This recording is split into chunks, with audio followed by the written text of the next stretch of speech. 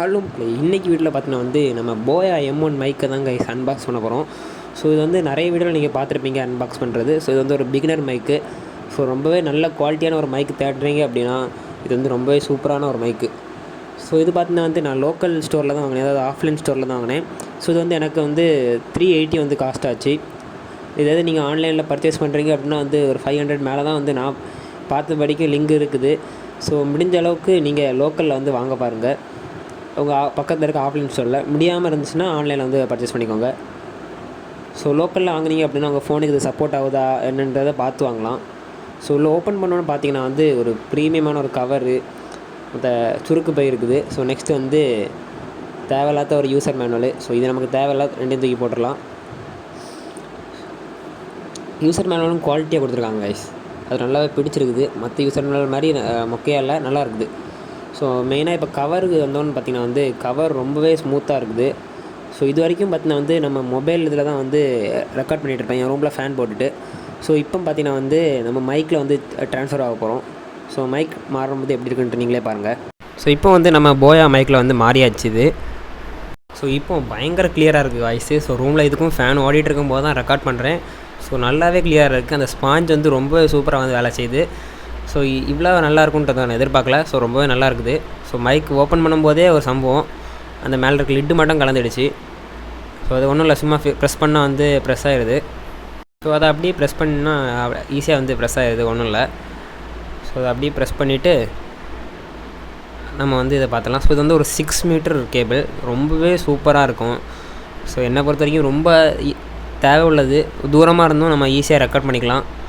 So அப்புறம் ஒரு cylinder மாதிரி ஒரு சாதனம் அதில் தொங்கிட்டு இருந்துச்சு. என்னது அப்படின்னு பார்த்தா நம்ம கேமரா மூடு, அப்புறம் இது மூடு.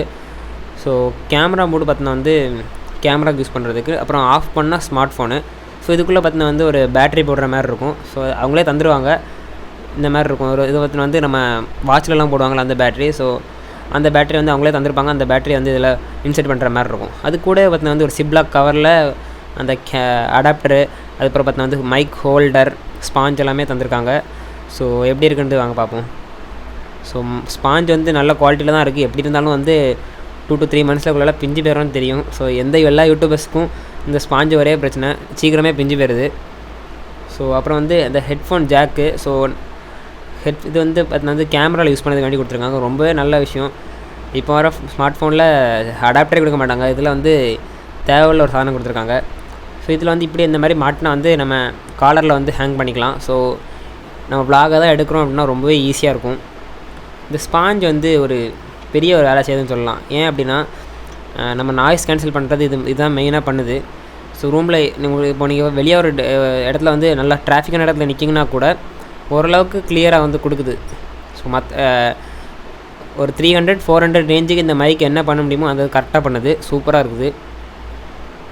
ஸோ இது ஒயர்லெஸ்ஸும் இதில் போயாவில் இருக்குது.